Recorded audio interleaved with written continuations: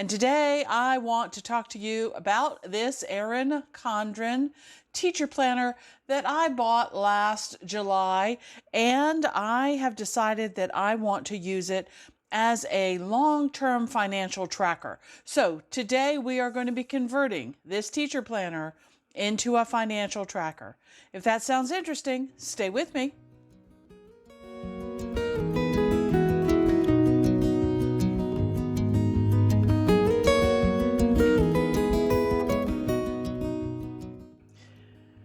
Well, hi everyone, this is Crystal from A Crystal Clear Life, where we focus on planning, organizing, and living a more simplified life. And today we are getting our 2024 finance record keeping in order, and I wanted to bring you guys along on that journey. What I did is I bought this Erin Condren Teacher Planner last year, and what I wanted to do is I want to make a long-term financial planner out of this particular book. I have looked and looked and looked, and I cannot find anything that will allow me to track things year after year after year after year.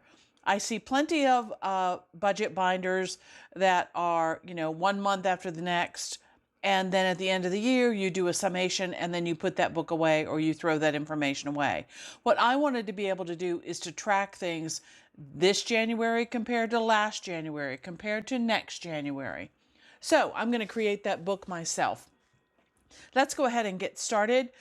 This planner is an Erin Condren Teacher Planner, and one of the reasons that I chose it, other than it's beautiful, is that I really love the quality of the paper. And since I want this planner to last many, many years, I felt that the quality of the Erin Condren paper and the strength of the coil and all of that would make a great candidate for what I want to do. Okay? So you see here on the front cover, they have this dashboard. It's part of the laminated cover. This is where I intend on putting some Post-it notes and leaving some notes for myself about things that I want to accomplish. Okay? All right, then we have our cover page here, which goes right into the All About Me section. Now remember, this was a teacher planner, so this was classroom information and resources. This was event records and volunteer opportunities and all of that kind of thing. I don't need any of that. So what I did is I took some staples, stickers, sheets of 2x4 stickers, and I simply cut off a little strip like you see here. And when I needed to cover up something, I would simply peel back what I needed to cover up and lay it down just like so. Okay, so that's how I got a lot of the words to go away, and then I could fill it in with what I wanted. Another thing that I did is I took some of the washi tape, some of the stickers that come with this planner in the back, and I just added them here for a little bit of extra color, okay?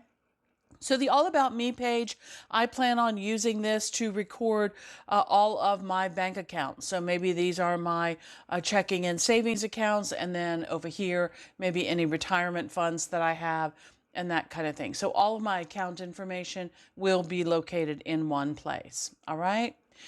The next page is future purchases.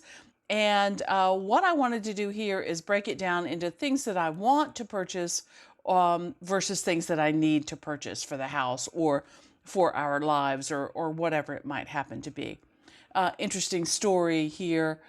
When my husband and I first bought our very first house and moved in, we had a little notepad that we made a list of things that we wanted to add to our house. Now, our house was in pretty bad shape. It was a fixer-upper, so that list was kind of long, but it was really gratifying that at the end of the 13 years of us living in that little house, that we had checked off everything on that list. And I still have that list today, and I'm thinking that as we move into the next phase of our lives, into retirement, it will be nice to have a wants and needs list again that I can look back on. Okay? All right. The next page is a communications log, and this normally in a teacher planner would be used for, if you had to contact a parent and what that contact was about, that kind of thing. But I can also use this as a communications log for my financial stuff. Let's say I need to call the bank about a payment that didn't go through, or that I need to change the amount on, or maybe I need to call the retirement account to change the beneficiary or something like that. I will have all of the records in one place. So I'm going to leave this page exactly like it is. I don't think I need to make any modifications whatsoever. Okay? The next page that I have, I call this my designated funds page. Now, in the financial world, I know that people often use the term sinking funds for these types of funds. I happen to find the term sinking funds very negative. I don't know why, but what I like to think of is that these are funds that I am designating the savings of money for a particular purpose, okay? So, for example, sinking funds normally are thought of as things that are not due on a regular or monthly basis. For example, car insurance for our car is due 2 times a year. It's due in January and it's due in July, okay? So I know that when January rolls around, that amount of money is going to come due, and then I need to start saving for the rest of these months so that when July comes around, I will have that money saved in that designated savings fund for car insurance, okay? All right. Another thing is taxes. You know, everybody has to pay taxes, and we have state and federal taxes that we have to pay, and we pay them on a quarterly basis. So you see I have taxes listed here in April, June, September, and December. Okay. I also included things in here that I didn't want to forget, things that aren't really that expensive, like emissions for the car, but I do want to remember that it's coming up. There's so many things that go along with our vehicles that we can often forget things like that, okay? Let's see. Another good example would be something like Amazon Prime. Now, if you have Amazon Prime, you know that it is $139, $140 a year now, and mine happens to come due in March. And so what I like to do is I like to save up a little bit every month so that when that bill comes due, I have that already put aside in the designated savings fund for Amazon Prime. Okay. Now, do I have all of these accounts? Do I have 20 or 30 accounts, one specifically for each one of these things? No, but I do track how much money I set aside for these things every month. Okay. So I do have an idea of, from that lump sum, how much should come out for Amazon Prime. All right. So I like to know when my designated funds are due, and I thought this was kind of an interesting way to use up those 12 boxes for my designated funds, or my sinking funds. Okay, moving on. Speaking about those designated funds, what I have here is I wanted, when I first set this up, years and years ago, what I did is I went through and I made a list of every single thing that my family normally spends money on. Now, what you don't see on this list is housing, food, vehicle things, that kind of, gas, those kinds of things, those consumable kinds of things. I also do not have on here electric and cell phones, those regular fixed utilities, okay?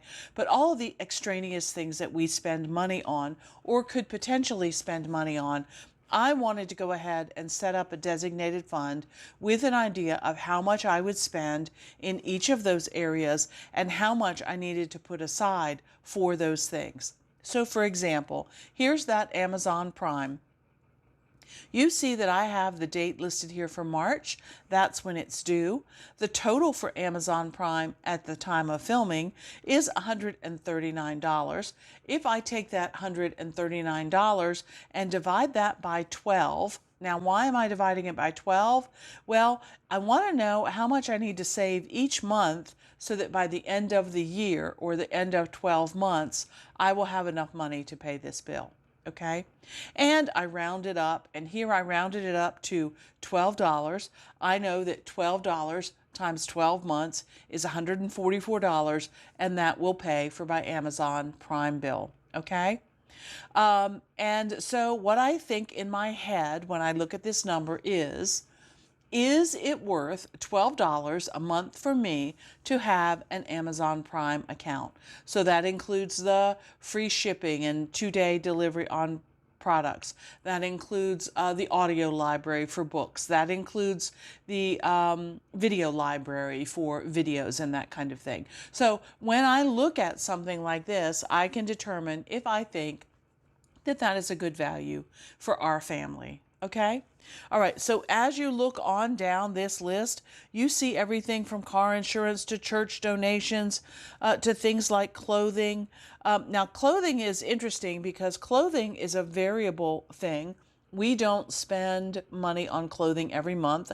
We don't necessarily spend money on clothing every quarter or 6 months. It just varies. Sometimes we go through and we spend a lot more money on clothing. But what I decided with the help of the family is that, about $420 or $140 per person to spend on clothing per year would be a good amount. That's actually pretty high for us. We don't spend a lot of money on clothes. Now that we're not working, that I'm not working and having to dress professionally every day, I spend a lot less money on clothes. And, we like to do a lot of thrift store shopping because I believe in reusing and recycling things as much as possible. So what I think to myself is, every month I can put aside $35. That will eventually get me up to that $420. And then when I need something like a new coat or new socks or something like that, I know that I have that money set aside to go ahead and buy those things. Okay? So that's why this says varies as opposed to per month. Another thing that we do on a monthly basis over here is, let's say you make a donation to public television, and that's something that comes out every month, and maybe it comes out on your credit card. It's an automatic thing of $10 that comes out every month, and you end up giving public television $120 a year. Okay? All right. Let's see, what else? I think that about does it. You can really see that it's really a good idea to think about how much you need to spend on something and to set that money aside. For example, entertainment here.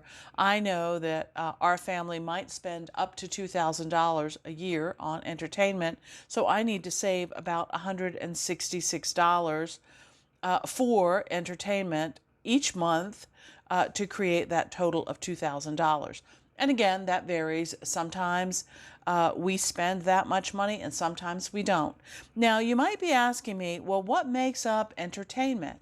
Well, let's turn the page and we'll take a look at that. So on this page, you will see I have my various budget categories, okay?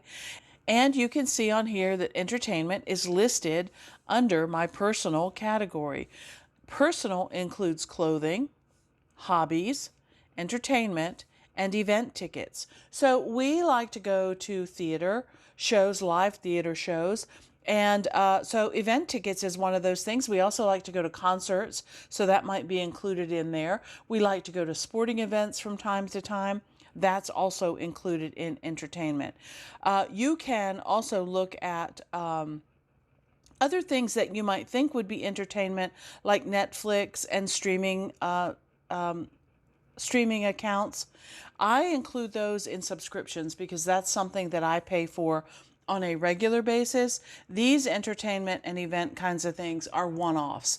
You know, if Wicked is playing in town and we've really wanted to see that for years and years, we might go ahead and splurge and buy tickets to that. Okay? All right, so my budget category list here gives me these big, broad categories like personal, like housing, and then it breaks down for me what are included in those items. So for housing, I have property taxes and liability insurance, mortgage payments, maintenance fees, landscaping, and other home insurance, okay? For utilities, you might have your electric bills, your phone, your propane or gas, internet, maybe trash pickup, all of those kinds of things, okay? Then you look down here at pets, and I have a category for pets that includes their food, their litter, their medical and vet treatments, and any pet sitting that they might need to get if we are going on travel, all right?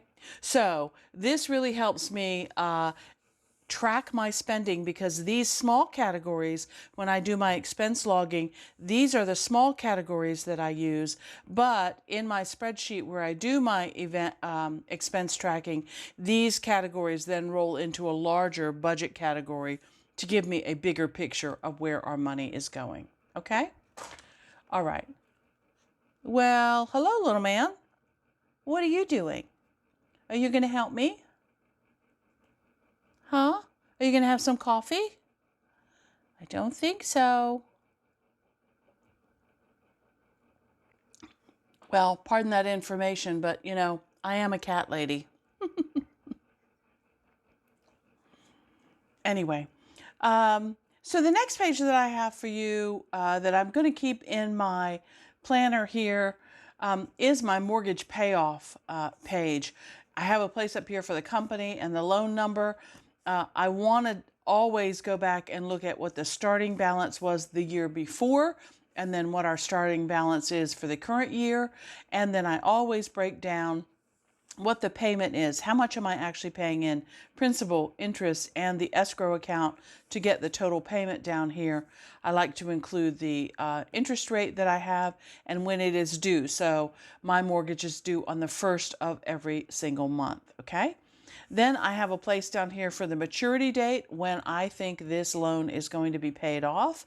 And one of the goals that I try to do every year is I try to make extra principal payments, okay?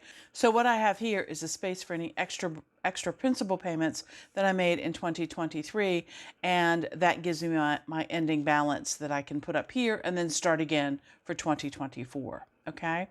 All right. Also, I need to keep track of what's happening for the taxes. And so I have the portion of the taxes that is for the home and for the land that the house is sitting on and for the hazard insurance, and then a total amount. And that information for us gets paid by our insurance company and when that payment was made. Okay? Okay? All right. Now, speaking of those taxes, what I wanted to be able to do here is to track our state taxes and our federal taxes. And so again, I said we pay those quarterly. So I have April, June, September, and December. And for 2024, I can write down what the payments were for both the state and federal taxes in here, and then 2025, 26, 27. And what I'll be able to do is track, you know, and see year after year how much I am paying in taxes. Okay? All right. Again, the purpose of this book is to get that long range outlook for what my finances are doing. All right. Now, let's get down to the meat of this particular planner. This is an undated planner, and because it's a teacher planner, it doesn't have fancy, beautiful divider pages. It just starts right off with the first month. And what I decided to do on this page is I want to come up with the goals and notes that I might have for the month of January for 2024. Okay. And so I have a couple lines there that I can use, and then I can do 2025, 26, 27, 28, 29, 30, etc. Okay. And continue on this page if I need to. Like I said, I'm hoping to use this for maybe 12 years, which I think would be really a great picture to look at. Okay. All right. Down here, I have dates to remember. So here I have holidays. And I also have birthdays and anniversaries that I want to include down here. Now, why is this important to have in a financial planner? Well, if it's a holiday that cost me money, I need to be aware of that. If it is a birthday or an anniversary that is someone that I buy a present for and it's going to cost me money, again, I need to be aware of that. So having those listed here is very helpful, okay? All right, now turning the page, because this is going to be used year after year, I am going to date it with the date dots that are included in this planner. And so let me show you the monthly overview here. And this planner comes with date dots for every single month. It's a 12-month planner. So I went ahead and put them in. Now, because I don't care about this being used as a calendar, it is more of a tracking device. It does not matter to me if January 1st is actually on a Monday.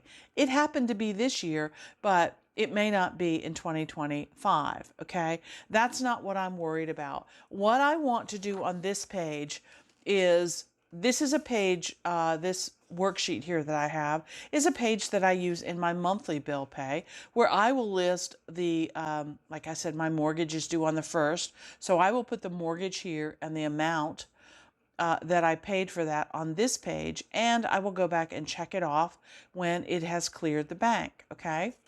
For this notebook, all I need to do is put a sticker here, and I think I'm going to use the stickers that came with this planner. There are 8 of these stickers, and I have 7 major bills that I do.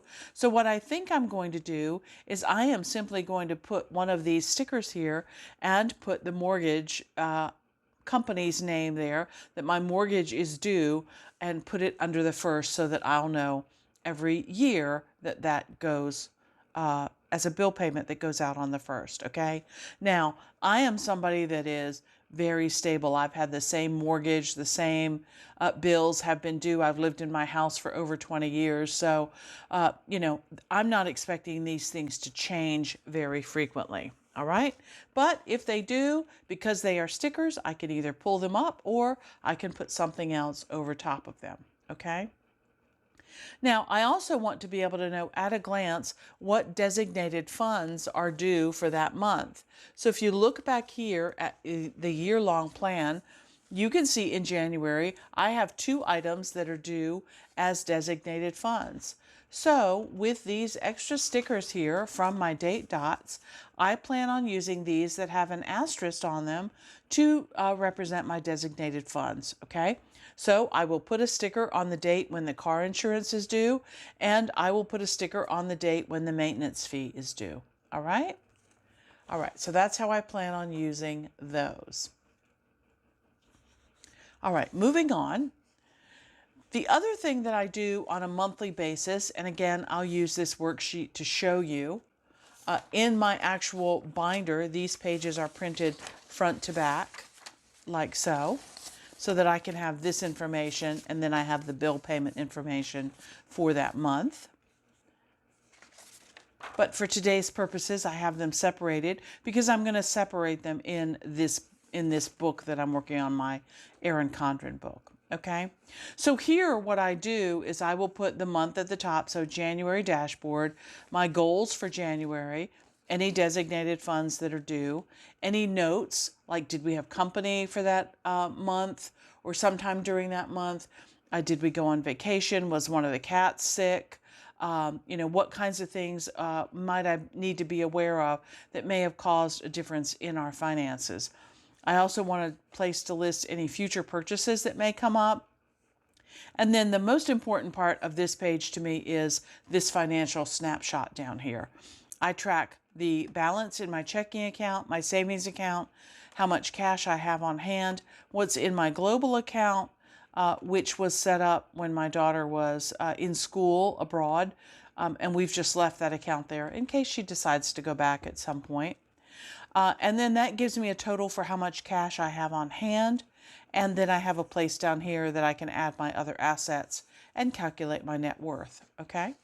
I also want a place to track my credit score and my Visa rewards. I have 2 credit cards that I earn rewards on, so I have those listed here. And then this last checking account down here is just a miscellaneous account that I just like to keep track of, okay? So let's take this and show you how I'm going to put it in this teacher planner, okay? Now, the teacher planner is designed for Monday, Tuesday, Wednesday, Thursday, Friday days of the week, and 5 or 6 classes across the top. Since we're using this as a financial planner, I am going to add different items down here, and I'm going to do these as various years across the top. So 2024, 25, 26, 27, 28, 29, and I even could go out here with a marker or some washi tape and do 2030, okay? All right, so let's take a look here. I put in this first section here, monthly goals. That would be this part of the worksheet. And you see I have plenty of space to put those 3 goals. Then I have a place for notes, which on the worksheet would be here. And again, I have plenty of room to write in that space. Future purchases goes here. And then something that is not on this particular page, but I'm going to add it here in this Erin Condren book, is at the end of the month, I want to know totals. What was my income total at the end of the month of January in 2024? What were my expenses totals? What was my total savings? What total debt did I pay off? And what total amount of money did I put into investments? Okay. And then I have a reflection section down here. Did I meet my monthly goals? Referring to these goals that I had up here at the top. Okay? All right. Now, you say, Crystal, that's great, but where's this financial snapshot stuff? Well, if I turn the page, you will see that I have added it in this section. Okay, so here is my financial snapshot for 2024. I have a place to list both of my checking accounts, my regular checking account and my bill payment checking account, my savings account, the cash I have on hand, and my global account. That lets me come up with this total, cash on hand, a place for other assets, and a place to put my net worth down here at the bottom. Okay? There's a place for my credit score. Here's a place for me to list my Visa rewards. And then this section, I was thinking about pulling out a few key focus areas, such as housing and food, because in the next few years, I hope that the housing cost will go down dramatically as the mortgage is paid off. I hope that the food cost will go down dramatically as inflation settles out and those double-digit rises that we've had over the past couple years will fall back to a more regular level. So I'm interested in tracking some of those kinds of things, maybe our transportation costs, those kinds of things, all right? And then there's that last checking account that I want to be able to track down here, okay? So again, this will be for 24, 5, 6, 7, 8, 9, and 2030. And then because of the way this planner is set up, the next set of weeks here, I would be able to go back and do this very same thing, okay, this very same thing here for 20, 31, 32, 33, 34, 35, 36, and 37. Doesn't 2037 sound like an incredibly long way off? Oh, it does, but you know what? I have a feeling it's going to be here before we know it. And then when I turn the page again, I'll be able to do this financial snapshot here, also up to 3037, okay? Now, I do have a couple pages after that, so this would be week 5. I can decide if I want to continue after 3037, and I also have these 2 pages that I could use for that financial snapshot if I just want to draw the grid in myself, okay, and keep going, all right? Now, that leads us to the month of February. Same thing. Goals and notes are going to go here for every year, holidays and birthdays, and then turn the page. You see I have it dated already. Again, starting on the 1st. I have my extra stickers for my designated funds. I have my stickers for when my mortgage and my electric and my internet and all of those things are due. So I'm going to get those put in there. And then it just goes on from there. So I have March, and it's a 12-month planner. So there's April, May, June, July, August, September, October, November, and December, okay? And then you get back to the checklist portion of this planner. Now, because this is a teacher planner, this would normally be the place where you would write all of the students' names, each assignment that they had, and what they turned in, what their grade was, that kind of thing. But I don't need that for my financial stuff, but I was thinking about using these for maybe bills that I paid. You know, did I pay the mortgage for January? And I could go January through, this would be December, and then start January again. So I could get 3 years worth of bill payment on here. And then I simply could come down here and do it again, you know, because like I said, I only have about 7 or 8 bills that I do. So that might work. Let's see. I also could use this as a savings tracker if I wanted to do that. I just have some ideas here on Post-it notes. This one could be a debt payoff tracker if I wanted to do that. If you have any ideas for how these student checklist pages could be used, go ahead and leave me a comment. I would love to hear your ideas. I was thinking about maybe I could track my charitable donations or my business expenses. That might be a good place to do that. But there are so many of these pages, I'm just running out of ideas. But one thing I do know that I want to track is my retirement funds. And so what I've done here is I've created a sheet where I have the account company name, the account number, and contact information for that retirement account. And then, you know, you get your quarterly statement. So I get one in January, March, June, and September. So I could list 2024 here, and then 2025 on the next line, 26, 27, 28, and so on and so on, okay? All right, so the last thing that I wanted to tell you about is this notebook also comes with some beautiful stickers. Here are those date stickers. Here are the days of the, here are the month stickers and the monthly tab stickers. And as you can see, I've used some of those for January, February, and March. And I have also used some of these washi tape stickers in the beginning. These little round teardrop stickers I used on my designated funds page. And I was also trying to think of a way to use some more of these stickers. I have 2 for every month of all of the stickers that are on this page. And one of them is called PTC. Now, PTC in the teacher world stands for Parent Teacher Conference. But again, since we're converting this to a financial notebook, I was trying to think, what could I make that mean? So I came up with PTC equals payroll to checking. So I have one now that I could use for my husband's income and one that I can use for my own income. And I can mark our paydays on each month. So I think that's kind of fun. Okay. All right. Well, I really think that this is going to be interesting for me to be able to look back at, you know, month after month and say, how did my checking account grow or shrink? How did, you know, the expenses for housing and food grow or shrink? How did my credit score change over the years? I think that's going to be really, really interesting to see.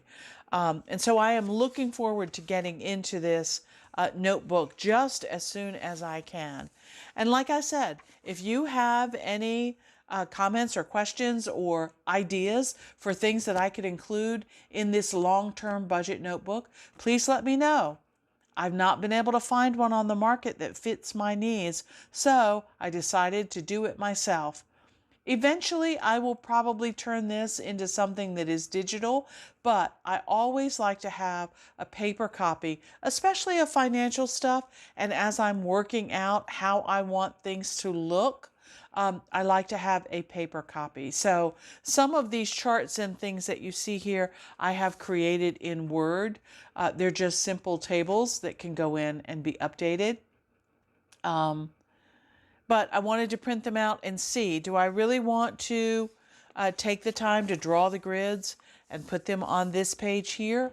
Or do I simply want to attach the page like I have it here? I'm not sure. What do you think? I'd love to hear your comments. Let me know what you're thinking about with regards to this long-term financial planner. If you know of a long-term financial planner that you think is awesome, again, leave it in the comments. We love to learn from each other. Okay?